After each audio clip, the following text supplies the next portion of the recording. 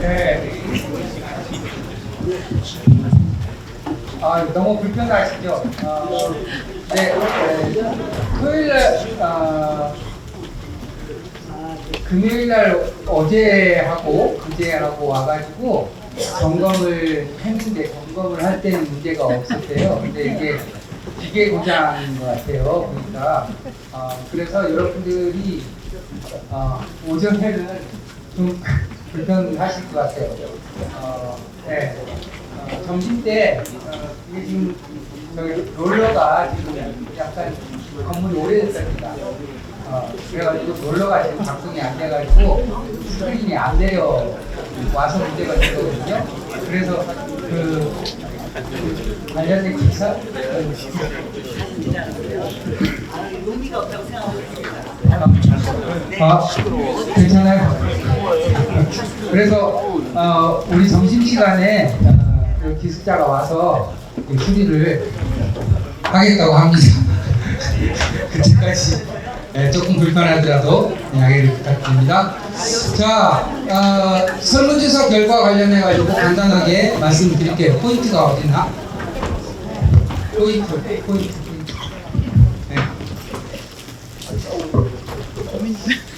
이게 글씨가 지금 포커싱이 안 돼가지고 잘 안 보이네요. 이거 포커싱을 할 수 있잖아요.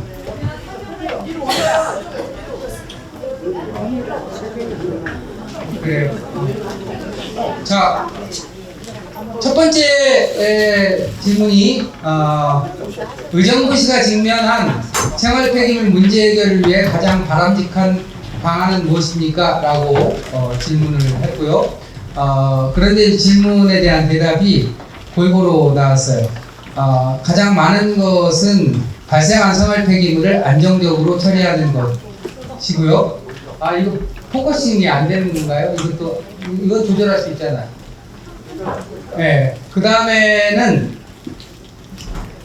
생활 폐기물 배출량 자체를 줄이는 것, 또 분리 배출을 철저히 하는 것 등이 나왔습니다. 네. 재활용 비율을 높이는 것도 높게 나왔고요. 그 다음에 두 번째 질문은 조금 나은가요? 네, 2번으로 올려주세요. 두 번째 질문은 현재 소각시설은 내구연한 15년을 초과해서 시설이 노후화되고 안전사고 위험이 증가하고 있고 유지보수 일수와 비용이 증가하고 처리 능력이 경향적으로 감소하고 있습니다. 현재 소각시설 문제 해결을 위해서 가장 바람직한 방안은 무엇입니까? 라고 하는 질문에 대해서 여러분들께서는 대한3 신규 부지 소각시설 이전 신설에 대해서 한 40% 정도, 그리고 장암동 자원회수 시설, 장암동은 현재 있는 시설을 얘기하는 겁니다. 장암동 자원회수 시설 부지 신설 여부, 그 다음에 세 번째는 장암동 자원회수 대보수, 이렇게 40%, 30%, 29% 정도로 말씀을 해주셨습니다. 그 다음 세 번째는 현재 용량에 관한 건데요. 용량 신설할 경우에 처리 용량으로 바람직한 것은 이라고 하는 질문에 대해서 한 79% 정도가 현재보다 용량을 확대해야 된다라고 대답을 하셨고, 일부는 현재 규모를 유지해야 된다라고 답변을 하셨습니다. 네, 그 다음에 네 번째 질문은 다음 중 후보 부지 선정에서 가장 중요하게 고려해야 될 항목이 무엇입니까? 라고 하는 질문에 대해서 쭉 올려주세요. 여러분들께서는 다른 것보다 압도적으로 주민 건강 피해 등 환경성을 강화하는 것이 가장 중요하다. 여기에는 뭐 대기질, 악취, 소음 같은 것들도 포함이 되고요. 그 다음에 이제 사업 추진의 당위성, 왜 사업을 추진해야 되는지에 대한 이유가 분명해야 된다. 그 다음에 경제성 등에 대해서도 경제성 또는 절차적 민주성 등을 고려해야 된다라고 주로 응답해 주셨습니다. 그 다음에 그 다음에는 이제 필요 재원 마련과 관련된 질문에 대해서 여러분들께서는 압도적으로 재정 사업으로 진행을 하고 의정부시가 지정해야 된다라고 응답해 주셨고 나머지 기타 의견이 있었습니다. 그다음에 소각시설 증설 혹은 변경에 따른 주민 불만과 반대를 해소하고 주민 수용성을 높이기 위해서 가장 중요하게 고려해야 될 사항은 무엇입니까? 주민 수용성을 높이기 위해서 이 질문에 대해서는 주변을 의정부의 랜드마크로 만들어야 된다라고 하는 응답이 가장 많았고요. 그 다음에 이런 소각시설을 만드는 과정에서 주민 의견을 존중하고 의견을 제대로 수렴해야 된다라고 하는 응답이 그 다음에 많았고요. 그 다음에 또 도시가스라든지 상수도 설치 등과 같이 낙후된 시설을 개선하기 위한 노력을 기울여야 된다라는 응답도 있었고 주변 지역 그 다음에 인력 채용 같이 복지 향상을 위한 노력도 필요하다라고 말씀을 하셨습니다. 그 다음에 이제 7번은 주민의 건강이라든지 주변 환경 피해를 최소화하기 위해서 가장 중요하게 고려해야 될 사항이 무엇입니까? 라고 하는 것에 대해서 환경 물질 배출을 최소화하기 위해서 좋은 기술을 최신의 기술을 적용해야 된다라고 응답을 하셨고요. 지속적인 환경상 영향 조사 등을 실시해야 된다라고 하는 응답. 그 다음에 제일 마지막에 지하 등 경관 환경을 개선하기 위한 노력도 필요하다 이렇게 응답을 해주셨습니다. 네. 그 다음에 8번은 탄소 중립과 자원 순환을 위해서 가장 중요한 생활 폐기물 정책은 무엇입니까? 라고 하는 질문에 대해서 무엇보다도 재활용 수거에 대한 시민에게 직접적인 인센티브, 재활용을 잘하는 사람에 대해서 일정한 보상을 해야 된다라고 하는 응답이 가장 많았고요. 그 다음에 그 재활용품 배출의 편리성을 도모해야 된다, 향상시켜야 된다라고 하는 응답. 그 다음에 분리 배출 등에 대한 경고가 처벌을 강화해야 된다. 라는 응답. 자원 순환 시설을 제대로 잘 설치해야 된다. 그 다음에 시민 교육도 강화해야 된다. 이런 의견들이 있었습니다. 네, 그 다음에 마지막 질문으로 자원순환 촉진을 위해서 시민이 뭘 해야 되느냐라고 하는 질문에 대해서 가장 많은 분들이 분리배출을 철저히 해야 된다라고 응답을 해주셨고, 그 다음에는 일회용품 사용을 줄이는 노력도 동시에 진행해야 된다 이렇게 응답을 해주셨습니다. 자, 여러분들이 개인적으로 한 것과 비슷한가요? 아니면 많이 다른가요? 네, 어떤 부분은 비슷한데 굉장히 핵심적인 부분에서는 좀 이견도 좀 있고 그런 것 같죠? 자, 이게 이제 이것은 지금 우리 현재 상태를 그냥 같이 확인하는 것에 불과하고요. 이게 정답이라고는 누구도 장담할 수가 없는 것이죠. 그래서 논의를 통해서 이 문제를 하나씩 풀어가도록 하겠습니다. 자, 이렇게 해서 사전 설문 결과를 여러분께 확인시켜 드렸습니다. 자, 사회자 이제 제1토론. 네, 이제 드디어 저희가 토론을 시작하게 됩니다. 전문가 토론의 첫 번째 시작이 되겠고요. 생활 폐기물과 소각시설 관리 실태에 대해서 발제를 세 분이 해주시게 되는데 의정부 시를 대표해서 우리 팀장님께서 발제해 주시고 김성길 사무국장님께서 또 발제해 주십니다. 김만영 본부장님께서 발제를 각각 5분씩 15분 동안 진행해 주시겠습니다. 시작하겠습니다. 5분씩 15분. 각 15분씩입니다. 죄송합니다.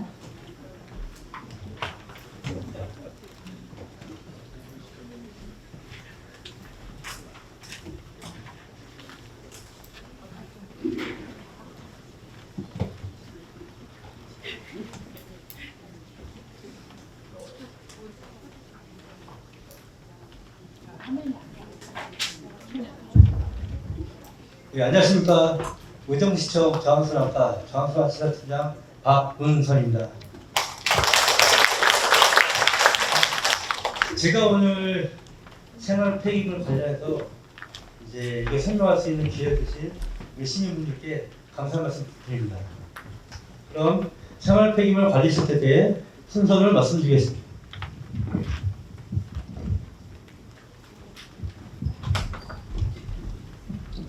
먼저 생활 폐기물은 무엇인가?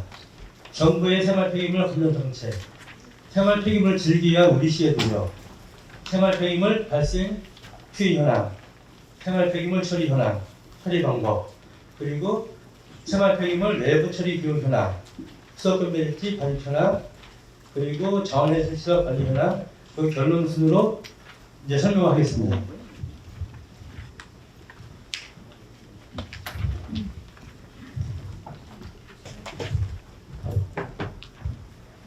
먼저 생활 폐기물은 무엇인가?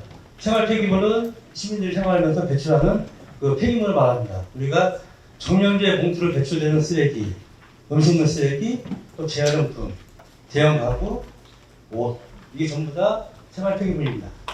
그럼 생활 폐기물은 소각, 죄송합니다. 생활 폐기물은 소각, 매립, 재활용 방식 등으로 처리하고 있습니다. 그럼 생활 폐기물 관련한 근거는 뭐냐? 폐기물 관리법 제2조에 의해 생활 폐기물이란 사업장 폐기물 외의 폐기물 말입니다. 여기서 사업장 폐기물이란 대기, 물, 소음, 진동 관리법에 따라 배출 시설을 설치 운영하는 사업장에서 필요하는 폐기물이나 그 밖의 통용 영호를 정하는 사업장에서 발생한 폐기물입니다. 의정부시 같은 경우는 의정부 성모병원, 을지병원 여기서 나오는 폐기물이 이제 사업장 폐기물이 되겠습니다. 보시면은 이제 종량제 봉투, 음식물, 재활용, 대형 가구가 있고, 맨 끝에 여기 음식물을 체크하기 쉬운 폐기물인데 이거는 음식물 쓰레기가 아니고 종량제 봉투에 잠겨서 배출을 해야 되는 쓰레기입니다. 이거는 시민분들의 많은 협조가 필요한 사항입니다. 다음은 정부의 생활 폐기물 감정 정책입니다. 생활 속 폐기물 발생을 억제하기 위해서 생산부터 소비 단계까지 다양한 정책을 수립하여 시행하고 있습니다. 생산 단계에서는 폐기물 원천 감정 촉진, 자원 순환을 고려한 제품 설계, 소비 단계에서는 일회용품 사용 재료화, 과대 포장 최소화, 종량제 봉투 가격 현실화, 녹색 제품 구매 등이 있습니다. 또한 매립장 사용 연한 연장을 위해 2026년부터 종량제 봉투 직매립 금지가 시행됩니다. 직매립 금지는 무엇이냐면 이제 우리가 종량제 봉투에 담겨진 생활 폐기물을 매립장에 직접 매립하는 겁니다. 근데 26년부터는 이거를 소각 또는 재활용 처리 등을 거친 폐기물만 이제 매립을 하게 되어 있습니다. 현재 우리시 같은 경우는 소각시설 용량이 부족하다 보니까 3년 평균 한 5,400톤의 생활 폐기물을 수도권 매립지에 직매립하고 있습니다. 이게 5,400톤이 며칠 분이냐면은 대략 30일에서 40일 걸립니다. 이게 엄청난 그 양의 그 폐기물을 우리가 소재 처리 못하고 매번 현재 밑다 처리하고 있는 상황입니다.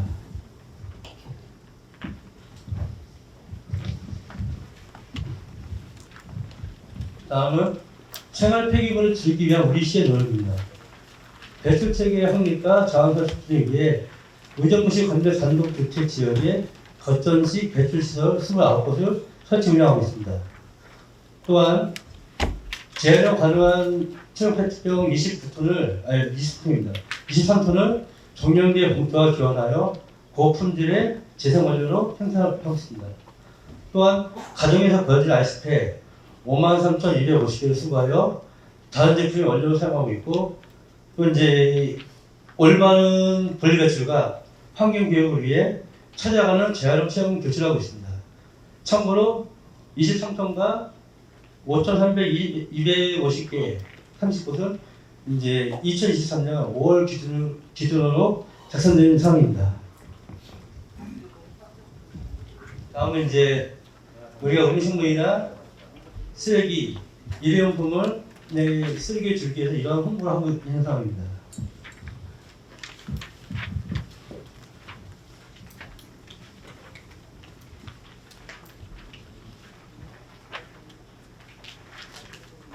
다음은 우리시 그 생활 폐기물 발생 추이 현황입니다. 이거는 이제 그 환경부 자료인데 이건 이제 우리시 가정에서 벌어질 거하고 이제 사업장에서 벌어진 일부 폐기물 중에 생활계가 있습니다. 거기서 이제 종료제 봉투나 이런 데 들어갈 수 있는 폐기물을 같이 합친 수인데 현재 우리시 인구 같은 경우는 2017년 44만 1,584명에서 2021년 46만 3,661명으로 약 한 2만 2천명 정도 현재 증가했습니다. 폐기물 양도 2017년 425.8톤에서 2021년 441.2톤으로 현재 증가하고 있는 추세고, 그러면 이제 평균적으로 봤을 때, 5년 평균 봤을 때 폐기물은 431톤, 그 중에서 매립 15.6%, 아니 15.6톤, 소각은 154.16톤, 그리고 재활용은 260.4톤을 우리가 처리하고 있습니다. 이제 처리 방법과 비율을 보시면은 재활용은 60.4%, 소각은 35.8%, 매립은 3.6% 순입니다. 다음은 소각 대상 폐기물 처리 현황입니다. 이제 앞에 그 형제가 이제 빠졌는데요. 종량제 봉투하고 종량제 봉투 외 폐기물은 나올 수 있습니다. 종량제 봉투 같은 경우는 이제 자원회수 시설, 그리고 다 못한 거는 수도권 매입지로 매입까지 처리하고 있습니다. 그리고 이제 종량제 봉투의 그 폐기물은 자원회수 시설에서 소각시키고 그렇다 못한 거는 다시 민간한테 처리하고 있습니다.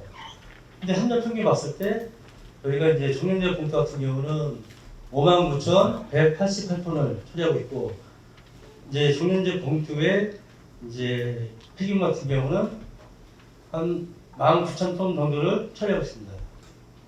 밑에 보시면은 이제 장암동 자원시설 처리 용량 초과로 종량제 봉투를 배출되는 생활 폐기물은 수도권 매입지를 배출하고 있고, 그 외의 폐기물은 민간업체 입찰 처리하고 있습니다.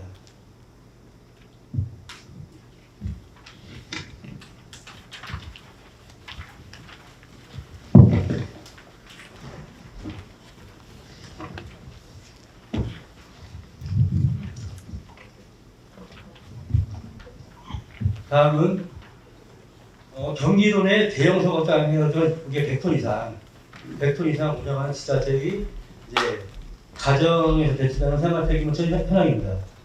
보시면 우리시가 2020년 12만 1,479.2톤 발생됐고, 매립은 48%, 아니 재활용 48%, 매립은 5%, 소각은 47%로 처리하고 있습니다. 그리고 21년 같은 경우는 13만 8,733.6톤 발생됐고, 재활용은 56%, 매립은 4%, 소각은 40%입니다. 보시면은 20년에 비해서 21년이 폐기물 발생량이 많이 늘었습니다. 그런데 우리 제일 중요한 게 그 재활용이 중요하지 않습니까? 재활용이 48%에서 56%로 8% 증가했습니다. 그리고 우리가 이제 소각이 47에서 40%로 주는 상황을 볼 수 있습니다. 보시면은 이제 타시군하고 비교해 봤을 때 우리시 소각 비율이 그렇게 높지 않다. 그리고 이제 여기는 지금 이제 혹시 책자 보실 수 있나요? 네. 책자 보시면은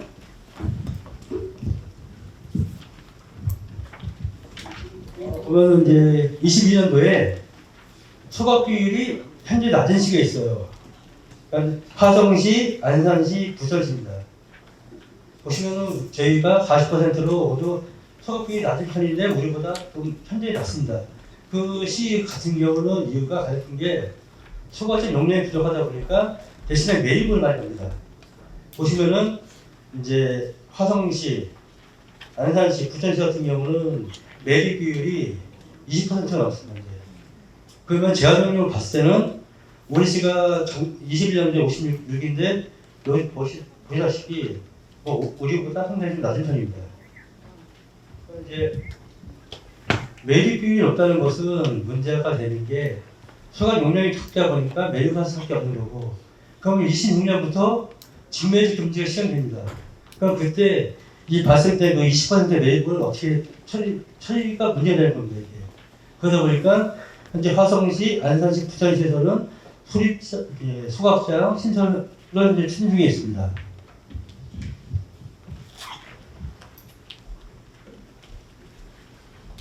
우리 시가 이제 그 재활용 비율이 높아지고 소각 비율이 줄어들었다는 것은 이제 성실한 시민 의식의 효과라고 저는 생각할 수 있습니다. 이거에 대해서는 다시 한번 감사 말씀드립니다.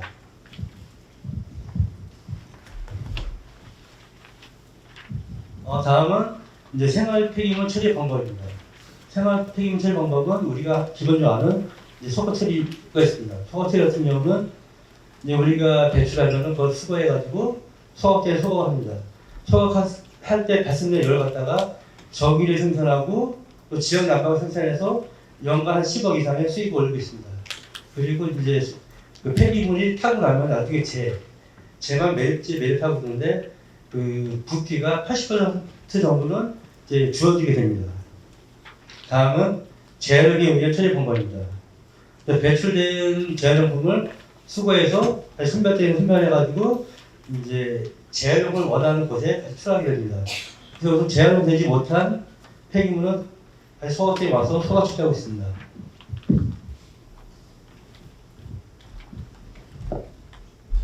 다음은 음식물류 폐기물 처리 방법입니다.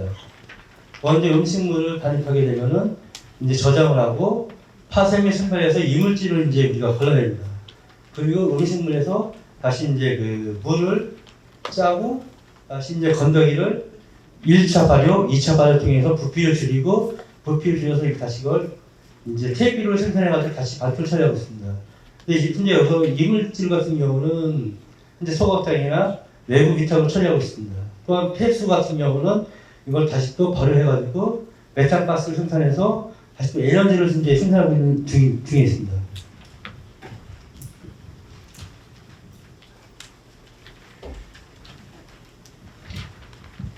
다음은 이제 중량제봉투 전철 시설이 있습니다.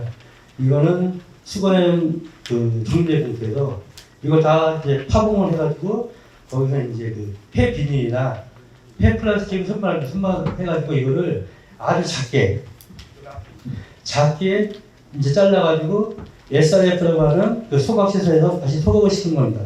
소각시켜서 거기서 전기하고 열을 생산해서 그걸 또 판매하고 있고, 이제 다시 그 나머지는 소각대에다 이제 소각 처리하고 있습니다. 이제.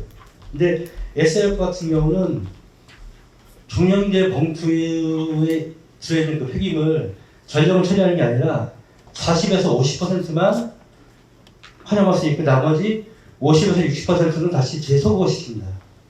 그러니까 이게 문제되는 게 뭐냐면은 SRF가 있으면은 기본적으로 이제 선별장이 필요하고, 그 다음에 SRF 발전 설비가 필요하고, 소각장이 필요하고, 3개의 시설이 필요합니다. 최대. 그러면은 이 3개의 시설을 어디에 놓을 거냐? 그럼 이 부지가 먼저 문제가 됩니다. 이게. 우리 시 같은 경우 면적이 상당히 이게 타시구만 좁습니다. 이게. 그러다 보니까 이 3개의 시설이 들어갈 만한 부지가 없고, 또 그 지역 주민들의 또 쉽게 또 찾아갈까요? 그리고 또 이게 3개 시설 운영하다 보니까 시설 설치비, 운영비, 그것도 시 재정에 막대한 영향을 끼친다. 그러면 이거를 우리 시민들한테 뭐 편익과 복지비에서 쓰려 할 돈이 폐기물 처리비로 나가는 그런 좀 안 좋은 현상도 발생할 수 있습니다. 참고를 보시면은 이제 경기도 그냥 평택시로 하겠습니다. 평택시는 전자시설을 설치해서 운영하고 있는데, 이 같은 경우는 아까 말씀드렸다시피 40에서 50%분이 생활 폐기물 처리 못하다 보니까 나머지 폐기물은 외부 위탁, 소각 처리하고 있습니다. 근데 그 비용이 이 SRF하고 이쪽 운영비하고 외부 위탁 처리할 비용하고 거의 토박발 그 이상이 나오고 있습니다, 현재. 그래서 재정이 상당히 그 어렵기 때문에 이제 소각장을 추가로 신설직으로 검토하고 있는 중입니다.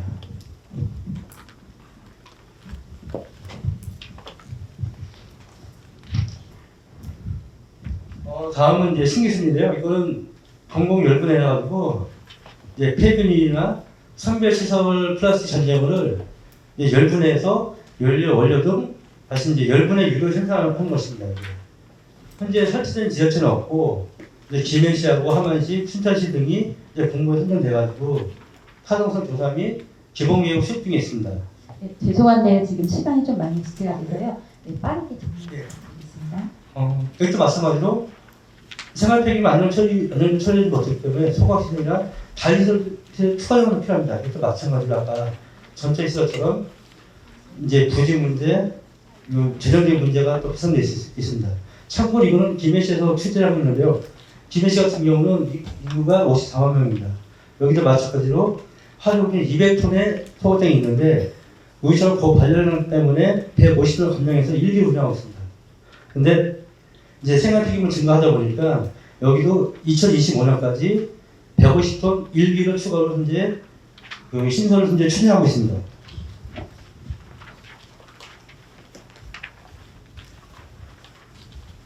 다음은 이제 소각되는 생활폐기물 외부 처리 비용입니다.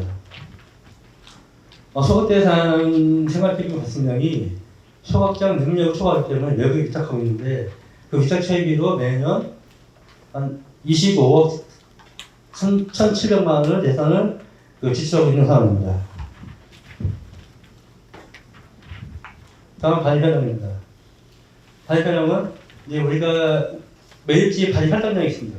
2020년 같은 경우는 3,722톤이었는데 실제 우리가 매일지 발입한 것은 5,702톤, 그래서 한 1,929톤이 추가되었습니다. 근데 22년 같은 경우도 이제 1,922톤 초과돼가지고 현재 3년 평균 1,468톤 초과해 수도권 매입지 현재 매입하고 있습니다. 현재 그 수도권 매입지에 그 초과해서 했을 때는 이제 반입 수수료를 120에서 250% 상향해서 부과하고 있으며 또 수도권 매입지 거기 이제 반입을 5일에서 12일 정도로 이제 반입 강제시킨다. 이런 큰 분위기 있기 때문에 우리는 이제 그 폐기물 처리 시설 이거 확충에 좀 약간 좀 노력을 기울여야 될 것 같습니다.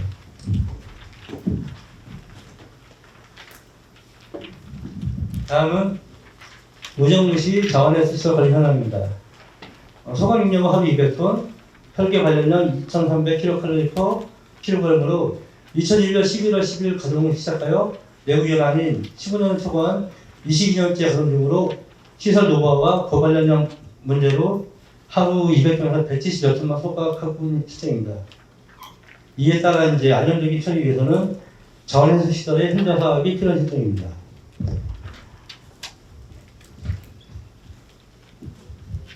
노후 시설이다 보니까 이제 가동연수 15년 이상 되면은 이제 노후 소각장은 이제 법에 따라서 기술 진단하게 되어 있습니다. 기술 진단은 소각 시설의 성능, 용량, 기능 이런 걸 종합적으로 진단하게 되는데 이거는 이제 법에 따라서 한국환경공단만 하게 되어 있습니다.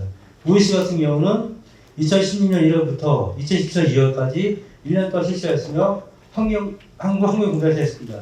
진단 결과는 향후 5년 정도 수명이 연장 가능하나 노후화 및 용량 부족으로 분명히 계획이 필요하다고 나왔습니다.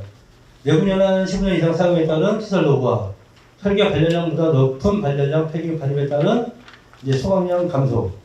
이에 따라서 일부 가연성 폐기물을 외부 반출 처리하여 그 별도의 처리 비용이 발생되고 있습니다.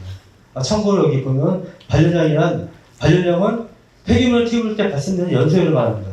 근데 발열량이 높은 경우는 이제 시설물에 용량의 한계가 있어서 소각량을 감소할 수밖에 없고 또 이제 각종 부식 등이 발생돼서 그 시설을 정상적인 가동이 어렵게 되는 그런 부작용이 있습니다. 다음 운영 현황입니다. 2020년을 제외한 소각량은 한 약 57,000에서 58,000 정도 되고 있습니다. 이제 보시면은 이제 소각량이 증가 추세인데 22년 같은 경우는 이제 감소율 가장 큰 원인이 가동 일수가 17년 같은 경우 331일, 근데 22년은 317일입니다. 현재 17년 대비해서 한 19일 정도가 감소됐습니다. 그리고 운영비를 보시면은 이제 62억에서 82억으로 25일 늘었습니다. 그럼 그 수입 같은 게 아까 제가 말씀드렸다시피 소화제 운영하면서 전기하고 열을 생산해서 판매하고 있습니다. 그 수입이 연간 한 10억 정도 약간 넘고요. 그러면 실운영비는 이제 운영비에서 수입을 뺀 금액이 실운영비입니다. 그래서 현재는 정리 같은 경우는 한 70억 정도 됐고요.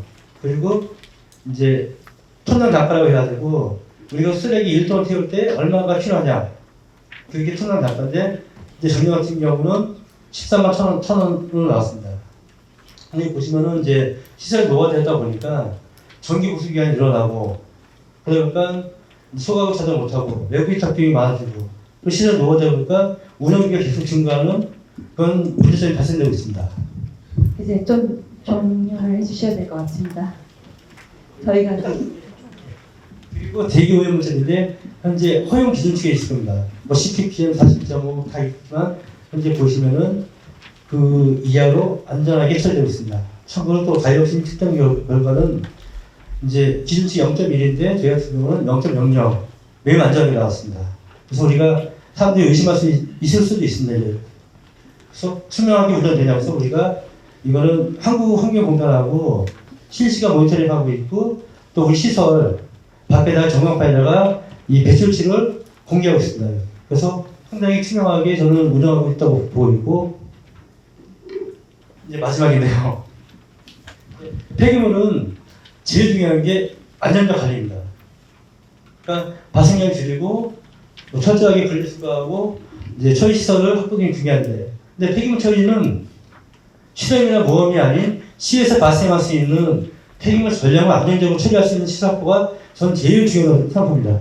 우리 빈과 여기 이탈리아 나폴리시는 과거 쓰레기 대란이 있었습니다. 그 이유가 여기는 매립만 하는데 매립장의 포화에 따라서 매립을 못했습니다. 그리고 주민들이 소화제 건설을 반대하고 마피아 조직이 쓰레기 처리 독점했습니다.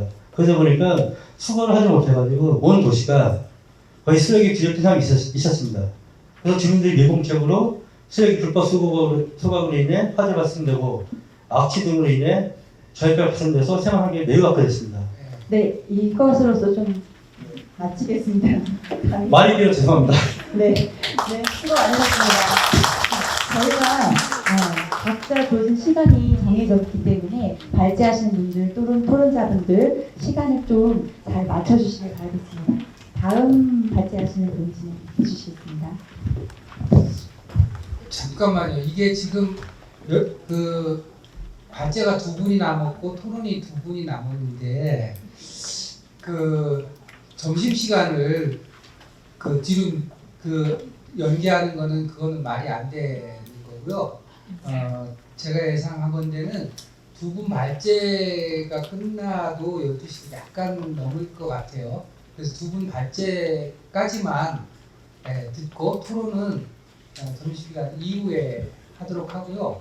그 다음에 명확하게 해야 될 것은 발제 시간을 오버하면 다음 세션에서 그만큼 시간을 줄이는 것으로 그렇게 하지 공평하겠죠? 맞지 않습니까?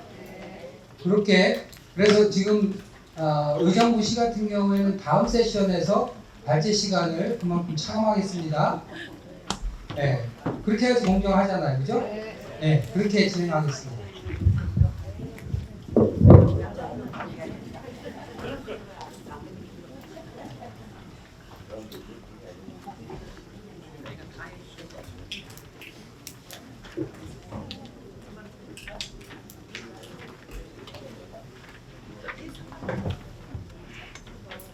화면 띄워 인사드리겠습니다. 안녕하세요. 저는 그 경기 중북부 환경운동연합이라고 1994년에 생긴 단체입니다. 그래서 95년도에 여기 장암동 소각장 세울 때도 의정부시가 가용량 하려는 걸 반대했었고요. 그래서 현재 200톤으로 줄이는데 역할을 했던 단체입니다.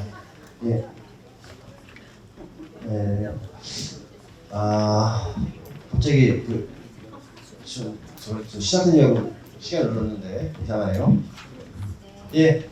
시작하겠습니다. 여기 그 경기 중북부 환경농연합에서 일하고 있는 김성기라고 합니다.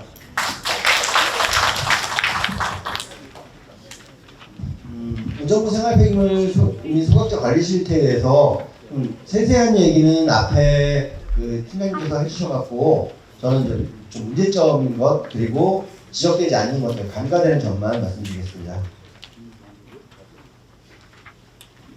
예, 소각시설 220톤이 꼭 필요한가? 라는 거에서 일단 맞추겠습니다. 의정부시 지금 장안동 소각장 세울 때 처음에 300톤 필요하다고 했습니다. 그때 의정부시 인구 28만이었고요. 전국 평균으로 1인당 쓰레기 발생량이 현재보다 많은 1.33kg였는데 1.33kg 다 태우겠다고 300톤 지어야 된다고 했는데 이 당시 장안동 주민들, 환경단체들이 정말로 소송 당해가면서 막아서 현재 200톤으로 줄어든 상황입니다. 그래서 저는 의정부시에서 220톤이 필요하다고 얘기하는 순간 또 블러핑이다라는 생각을 했습니다. 자, 저희 처음에 제가 의정부에서 220톤이 필요하다고 했던 자료입니다. 의정부에서 만든 의정부시 자원회수시설 현대화사업 활동성 능력 보고서에 의하면요.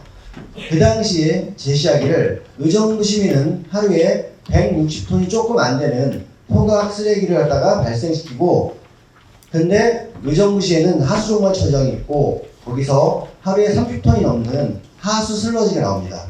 하수 슬러지까지 태워서 그래서 220톤이 필요하다는 결론 190톤이고요. 190톤을 매일 나오는데 실제로 소각장을 수리하는데 50일 정도 쓰기 때문에 그 315일만 가동한다는 하에서 220톤이 필요하다는 자료를 제일 처음 받았습니다. 근데 전국적으로 소각장에서 슬러지를 소각하는 지자체는 30%가 채 안 됩니다. 28.1%만 소각을 하고 나머지는 전부 다 재활용하거나 건조하거나 아니면 다른 방식으로 처리하고 있습니다. 소각종 혼수하는 지자체는 30%가 채 안 된다는 것만 말씀드리겠습니다. 그래서 제시를 했습니다. 그랬더니 2019년에 이런 자료를 줬습니다. 의정부시가 인구가 50만까지 늘어날 거기 때문에 쓰레기가 늘어납니다. 소각이 슬러지 싹 뺐죠. 그때 보시면 옆에 빨간색 글자가 잘 안 보이는데요. 자, 경기도 도시계획 편람에 의하면요, 의정부에서 신규 주택 부지를 지으면 50%가 외지인이 들어올 수 있다라고 계산을 할 수 있도록 편람에 되어 있습니다. 그 편람 숫자 그대로 의정부시 앞으로 지어질 모든 주택 계획을 세우고 그 절반은 외지인이 들어오기 때문에 50만 명이 된다라고 자료를 줬습니다. 말이 안 되는 소리인 게 여기 다 사시면 알지만 아파트 지어지면 외부에서 들어온 인원 25% 채 안 됩니다. 저도 아파트 살지만 사실이고요.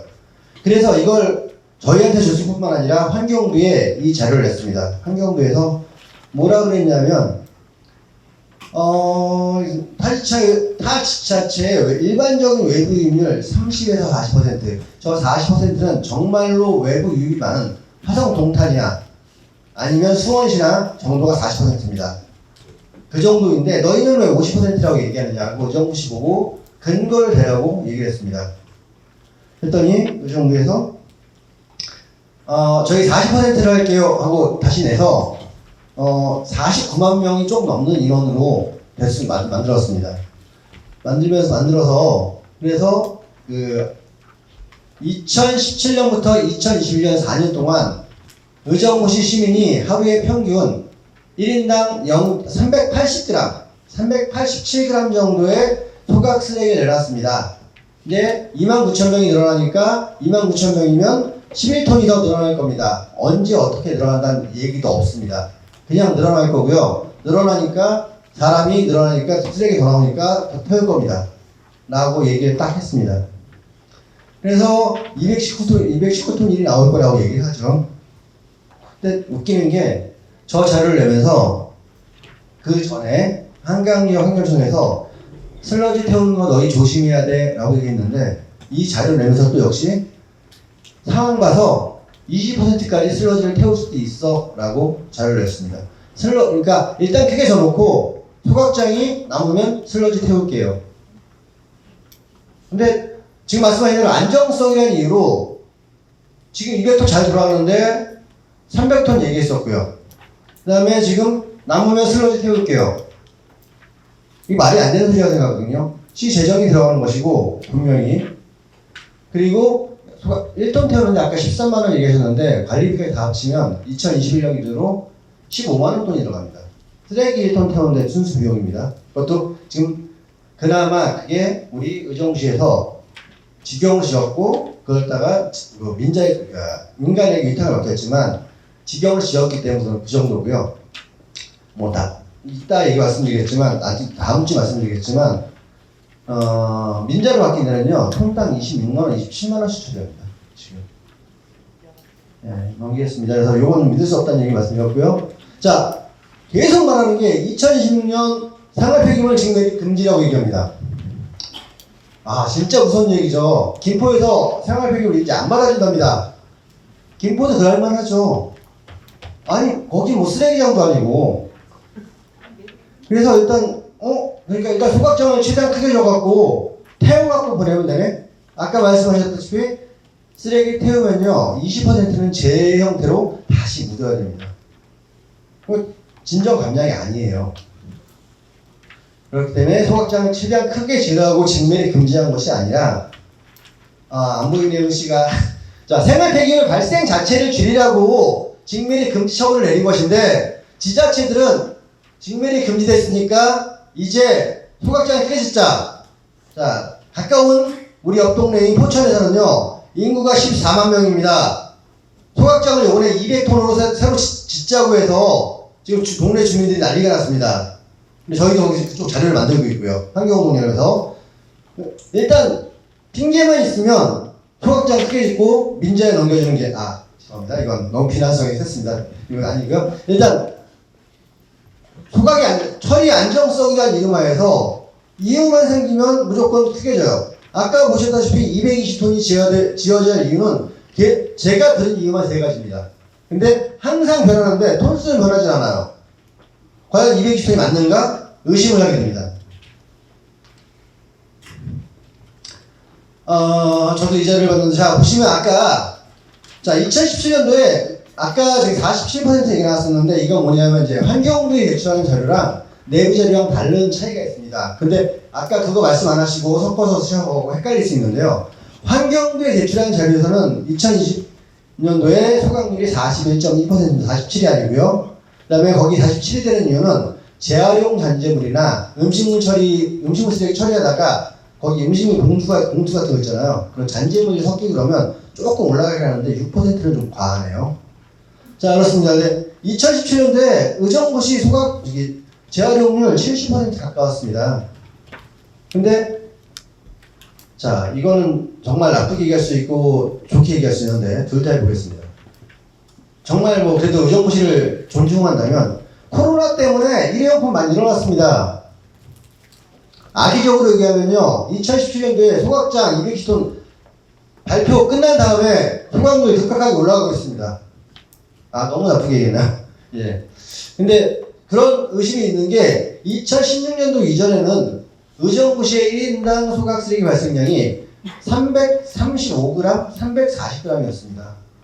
근데 여기는 안 나오는데 실제적으로 2017년도에 349g을 짓고 그 다음에 갑자기 막 380g, 400g을 짓습니다. 1인당 소각 쓰레기 버리는 양이. 뭐 코로나 때문이라고 일단 뭐 해주겠습니다. 자, 21년 그 생활폐기물 처리하면서요 전국 경기도 의정부시 오겠습니다. 경기도 평균으로 재활용률이 61.3%였습니다. 2021년도에 코로나가 진짜 많았을 때입니다. 의정부 재활용률 보시다시피 의정부시 오시면서 여기 한 2% 차이 나죠. 소각률 보더라도 차이가 많이 납니다. 자, 제가 이 얘기 드린 이유가 2017년도에 전국 환경부처 합동회의라고 해서 쓰레기를 이렇게까지 줄여야 한다는 원칙을 만들었습니다. 이게 자원순환 기본 계획이란 거고요. 이거에 따라서 의정부시도 계획을 세우고 실천해야 됩니다. 그래서 2027년까지 1인당, 그러니까 종량제 버리는 거, 음식물 쓰레기, 그다음에 재활용품까지 다 합쳐서 860g 이상을 버리지 않도록 제도를 만들어야 합니다. 860, 지금 현재 의정부시가 1인당 970g, 965g? 이 정도죠. 이 정도로 알고 있습니다. 근데 더 줄여야 됩니다. 그 다음에 생활폐기물 중에 순순환율이라서 재활용률을 최소한 61.1% 이상을 맞추도록 계획이 세워 있습니다. 그렇게 계산을 하면요. 이건 뭐 정부의 계획일 뿐 아니라 의정부시에서 일단 자원순환 집행 계획이라고 이 계획에 따라서 어떻게 집행하겠습니다는 계획을 세웠습니다. 보면 뭐 2022년 쫙 코로나 때문에 안 지켜지긴 했지만 0.9 거의 맞췄습니다 지금.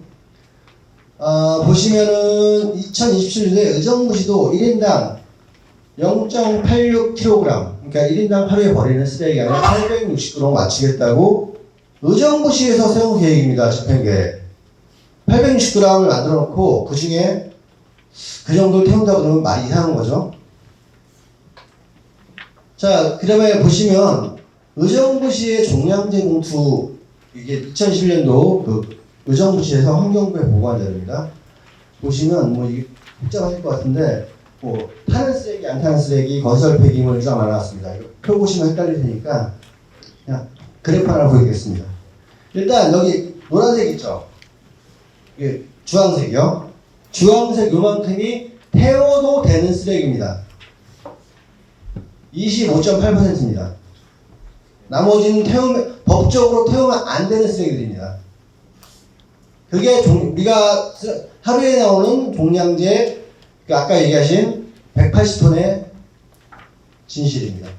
여기 중에 철, 쇠, 병 해갖고 그런 것이 한 12%입니다. 그 다음에 플라스틱이랑 고무만 합쳐서 18% 나옵니다. 두 개만 합쳐서 30%예요. 그 다음에 폐지가 30% 나오고요. 그 다음에 음식물 쓰레기도 한 12%, 11.8% 나옵니다. 음식물 쓰레기, 폐지, 그 다음에 플라스틱, 고무, 법으로 못 태우게 되어 있습니다. 어떻게 되어 있냐면 재활용 가능한 자원은 다 재활용하여야 한다가 법에 써 있습니다. 근데 우리 지금 시에서는 우리 시민들이 좀 홍보도 안 됐고 귀찮고 하기 때문에 다 종량제에 빼놓았습니다. 이런 상황입니다. 자, 이건 그래서 의정부시만 그러냐? 그래서 2017년에 전국에서 종량제 봉투 성상 분석을 했습니다. 보시면 뭐 기차 큰데 저쪽에 보셔야 되는데 전국 기준, 그다음에 우리 시지역 기준으로 한 56.9%, 57%가 재활용 가능한 자원이 종량제 봉투에 들어있을 것이라고 하는 게 전국 평균입니다. 전국의 시지역 평균입니다. 시지역 평균이고요.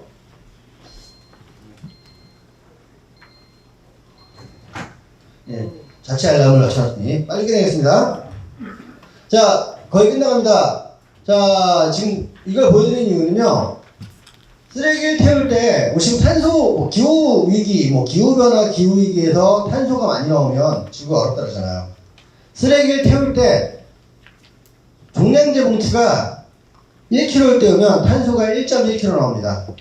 근데 보시면, 플라스틱 고무류가 2.16사, 거의 3배 값죠. 그렇기 때문에, 플라스틱 비닐은 제가 폐지까지 어떻게 참을 수 있을 것 같은데, 태우면 안 됩니다.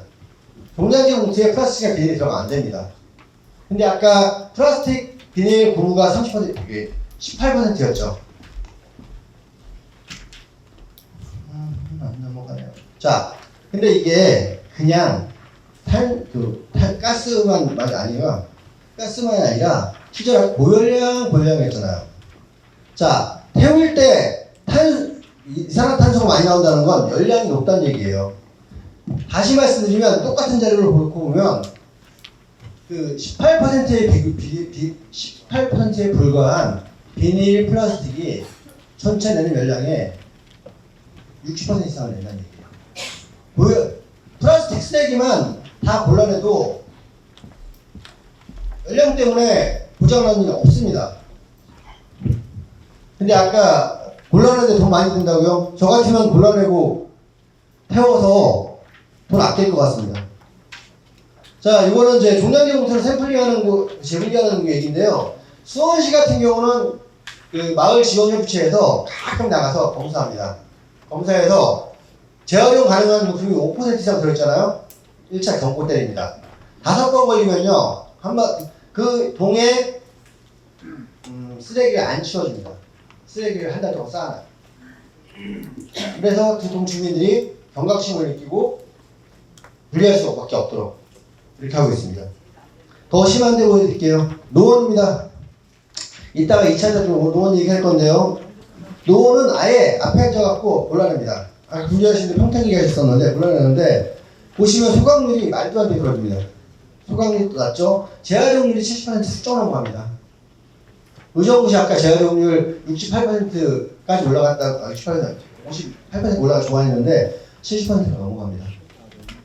그리고 노원은 의정부보다 먼저 지었습니다. 2035년까지 쓴답니다. 이유가 가능한 이유가 발열량에 대한 것들이 부담이 적죠. 물론 거기도 수리 엄청 합니다.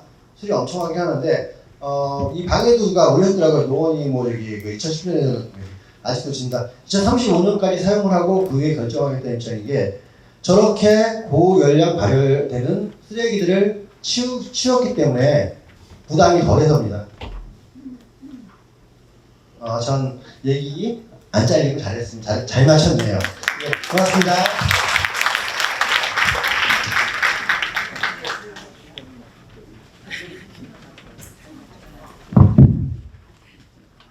삼 분 정도 지난 것 같습니다. 수고 많으셨습니다. 다음 발제자 준비해 주시겠습니다.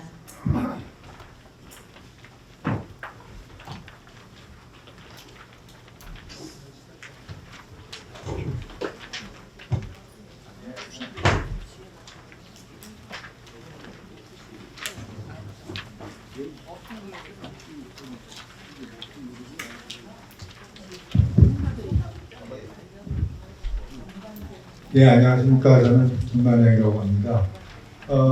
소각장 관련해서 의정부시 워킹그룹 만들어서 연구를 좀 했었던, 일정 기간 연구를 했던 사람 중에 하나고요. 제가 오늘 말씀드릴 게 이제 크게 두 가지인데, 이따 오후에는 생활폐기물 최적 대안하고 이제 처리 최적 대안하고 규모 선택이고요. 그 다음에 오전에는 의정부시 생활폐기물 관리 실태와 관련된 부분만 말씀드리겠습니다. 그래서 오늘 아까 앞서 발표하신 분들 중에 이제 규모하고 관련된 얘기가 나오는 부분은 그건 이제 뒤쪽에서 오후 시간에 말씀드리도록 하고요. 우선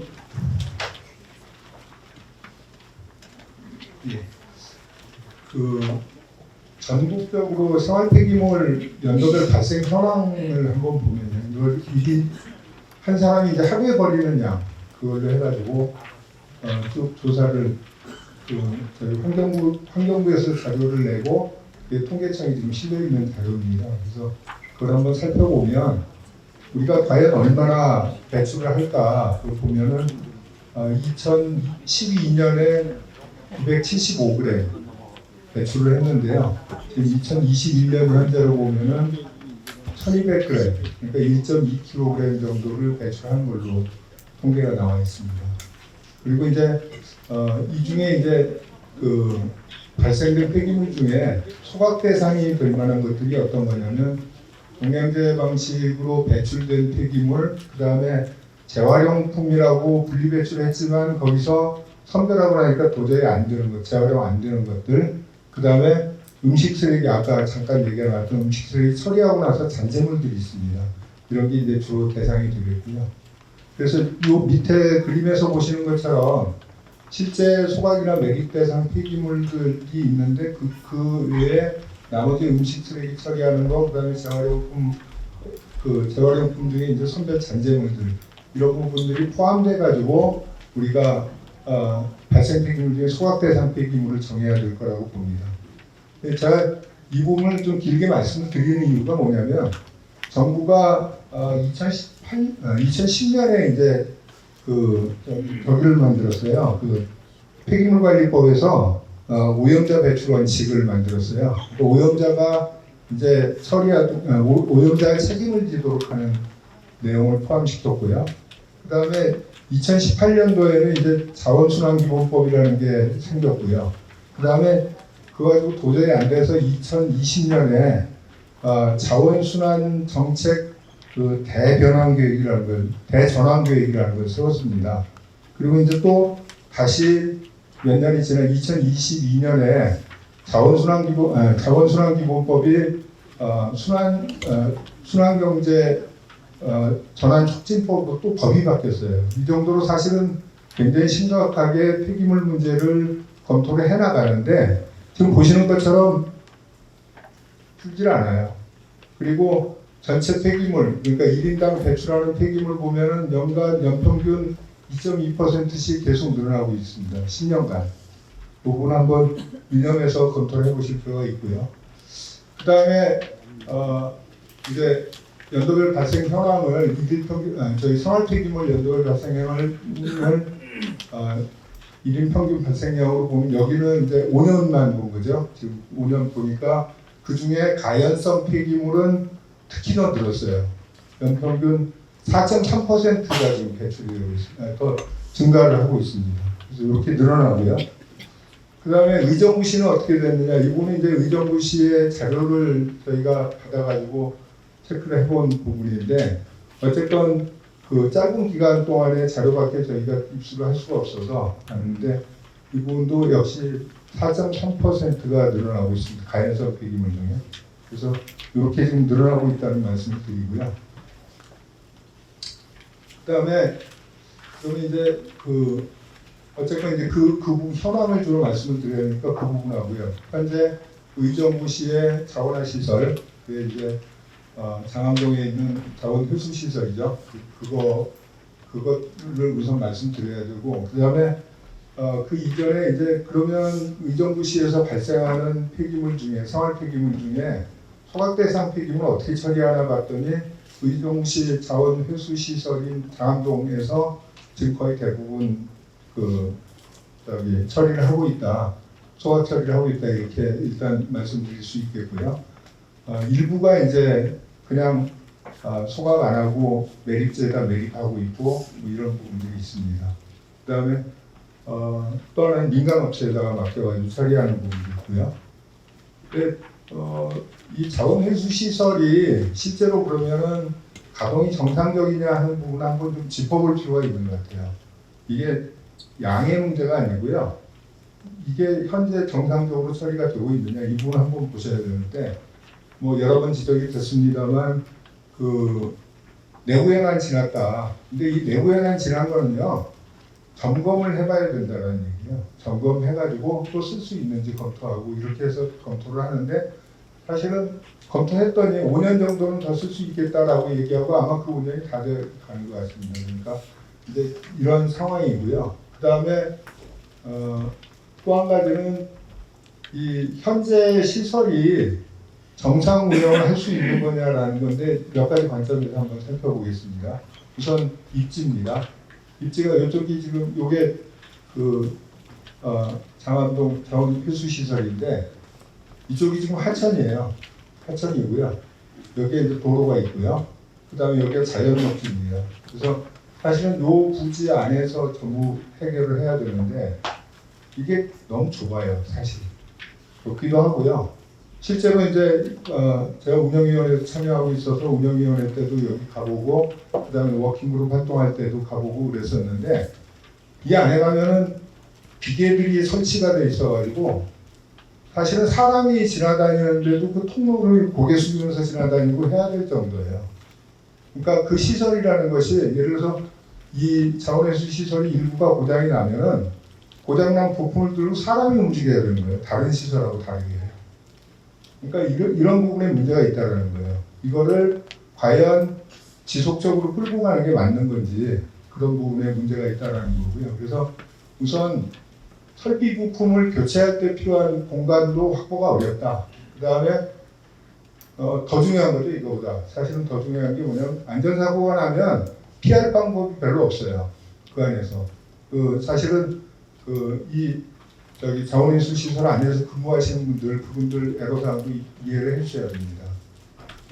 그렇고, 그 다음에 또 한 가지가 뭐냐면, 지금 소각량을 줄이기 위해서 재활용 촉진하고 그렇게 하기 위해서 전처리 시설이 필요한 건데, 전처리 시설이라는 게 분별 회수 시설 이런 것들이죠. 그거를 발생지에서 바로 이제 발생한, 예를 들어서 거주지에서 바로 할 수도 있지만 되게 모아서 하게 되는데, 모아서 한 다음에 결국 소각할 거는 소각장 인근에 이런 시설이 있어야 되는데, 이 부분을 아까 보셨지만 설치할 장소가 없어요. 현재 있는 것도 모자라가지고. 그 다음에 또 한 가지는, 이게 지금 소각로가 2대가 있는데요. 2기가 있는데, 이 2기를 컨트롤을 하는 게 이제 제어 시스템이 있는데, 그 제어 시스템을 한 개의 시스템으로 지금 하고 있습니다. 하고 있는 이유는 뭐냐면 공간이 좁아서 그래요. 그래서 이런 부분에 문제들이 있다. 이런 말씀 드리고요.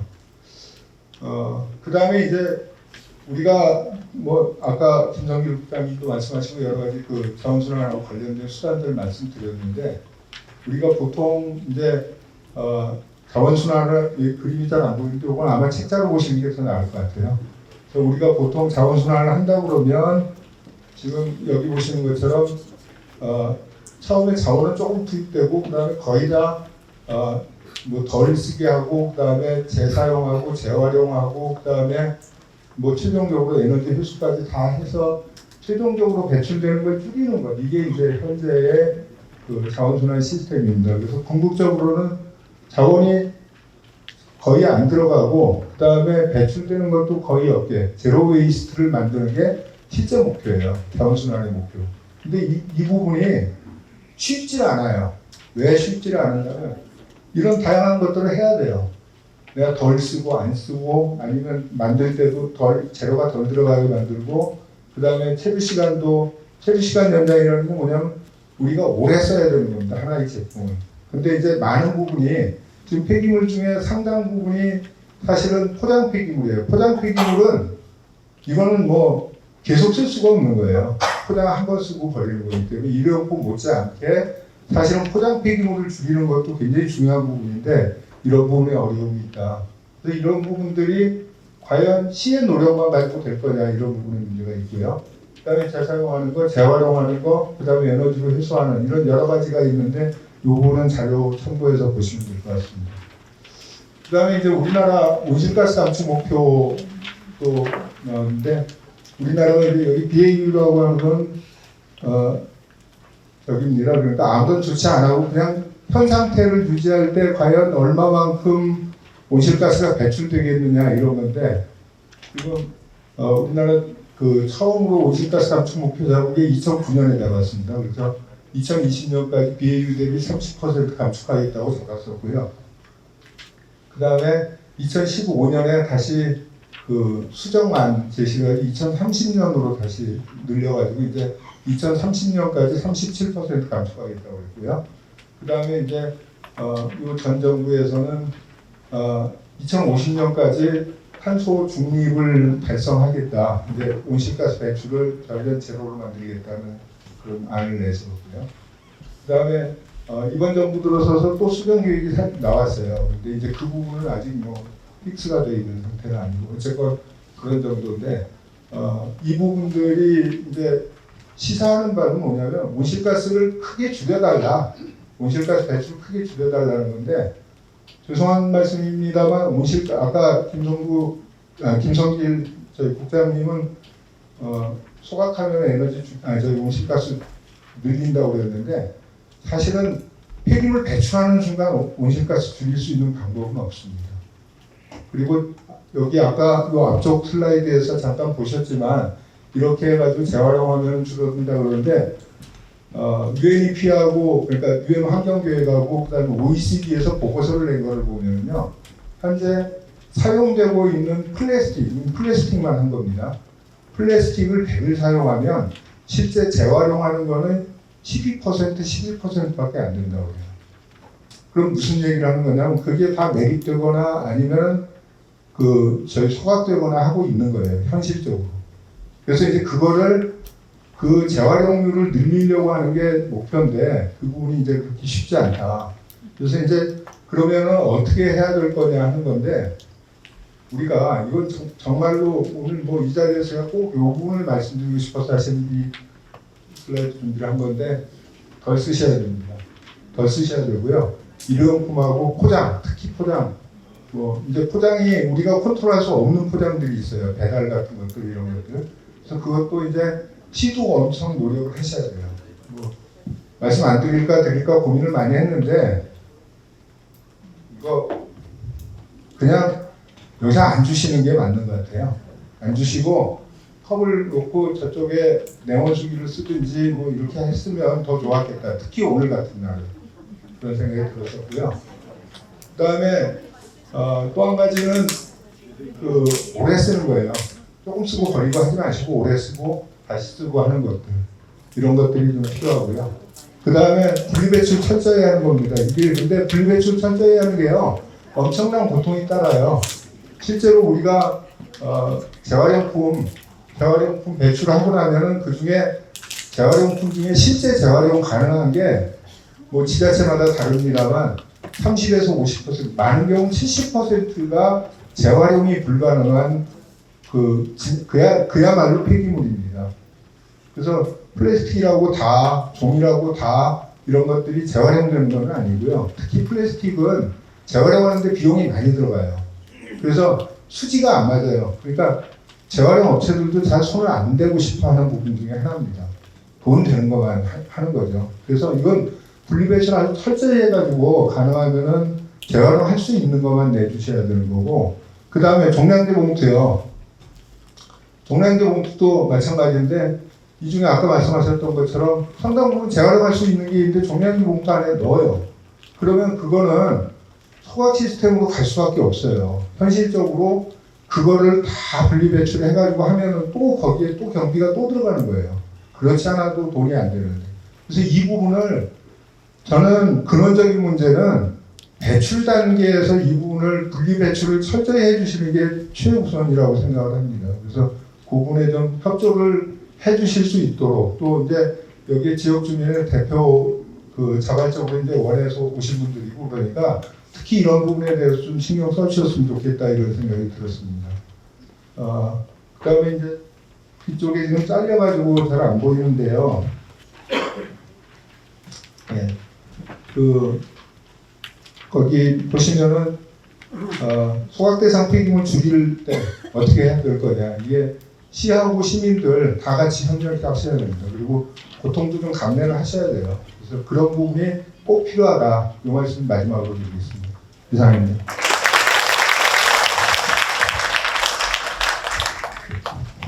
네, 감사합니다. 아주 시간을 딱 맞춰주셨습니다. 고생 많으셨고요. 이제 이것으로써 우리 발제 시간을 마치겠습니다.